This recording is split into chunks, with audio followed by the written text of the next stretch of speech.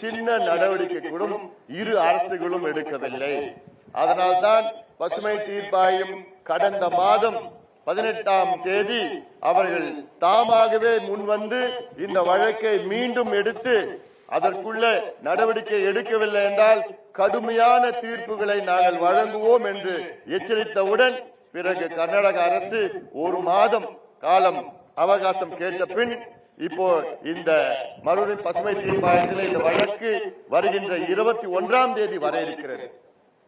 இந்த லட்சணம் தான் இப்போது இந்த இரு அரசுகளும் செய்து கொண்டிருக்கின்ற நிர்வாகம். மக்களை பற்றி எந்த அக்கறையும் கிடையாது, மக்களுடைய நலனை பற்றி கிடையாது, குழந்தைகளுடைய நலனை பற்றி கிடையாது.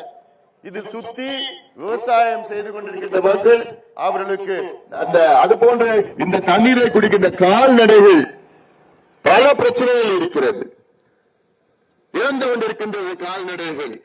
ஆக இதற்கு ஒரு தீர்வு தமிழக அரசு, கர்நாடக அரசு, மத்திய அரசு இதை உடனடியாக கொண்டு வர வேண்டும்.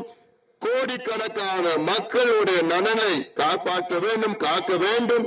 நம்முடைய இயற்கை வளம், இதெல்லாம் நம்முடைய ஆறுகள் எல்லாம் இயற்கை வளம். இந்த இயற்கை வளத்தை வருங்கால சந்ததியினருக்கு நாம் பாதுகாக்க வேண்டும், காப்பாற்ற வேண்டும். இது நம் ஒவ்வொருடைய கடமையாகும். தமிழ்நாட்டிலே 5-6 பெரிய ஆறுகள், குறிப்பாக பாலார், தென்பெண்ணையார், காவிரியார், வைகையார், தாமிரபரணியார் போன்ற பெரிய ஆறுகளில் ஒரு ஆறு தென்பெண்ணையாறு இந்த நிலையில் இருப்பது இது வெட்கக்கேடு. தமிழக மக்கள் இதற்கு வெட்கப்பட வேண்டும். காரணம், இந்த ஆட்சியாளர்கள் தமிழக மக்கள் வெட்கக்கூடாது, ஆட்சியாளர்கள் வெட்கப்பட வேண்டும்.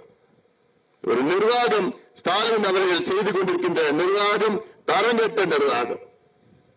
இவர்கள் தமிழ்நாட்டை ஆட்சி செய்வதற்கு தகுதி அற்றவர்களாக இருக்கின்றார்கள். எவ்வளவு பெரிய ஒரு பிரச்சனை. இதில் முதலமைச்சர் அவர்கள் இந்த பிரச்சனைக்காக அவருடைய கூட்டணி கட்சி கர்நாடகாவில் உள்ள முதலமைச்சர் சித்தராமையா அவர்களை நேரிலே சந்திக்க வேண்டும்.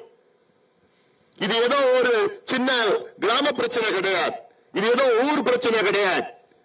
தமிழ்நாட்டில் கிட்டத்தட்ட 80 லட்சம் 1 கோடி மக்களுடைய வாழ்வாதாரம், அவருடைய உடல்நல பிரச்சனை.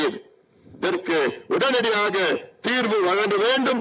இல்லையே தொடர்ந்து நாங்கள் போராடுவோம், போராடிக் கொண்டே இருப்போம். மக்களை திரட்டி, பாதிக்கப்பட்ட மக்களை திரட்டி, இன்னும் விரைவில் கிட்டத்தட்ட இந்த 4 மாவட்டத்தில் உள்ள மக்களை திரட்டி மிகப்பெரிய அளவில் நாங்கள் போராட்டத்தை நடத்துவோம். அதற்கு காத்துக் கொண்டிருக்க கூடாது. முதலமைச்சர் ஸ்டாலின் அவர்கள் உடனடியாக இதற்கு நடவடிக்கை எடுக்க வேண்டும், இங்கே வர வேண்டும், அல்லது கர்நாடகாவுக்கு சென்று அங்கிருக்கின்ற முதலமைச்சரை சந்தித்து இந்த பிரச்சனைக்கு தீர்வு காண வேண்டும் என இந்த நடைபயணம் வாயிலாக நாங்கள் கேட்டுக்கொள்கின்றோம். நன்றி. மாவட்ட செயலர் கோவிந்தராஜ் அவர்கள் நன்றி சொல்லுவோம்.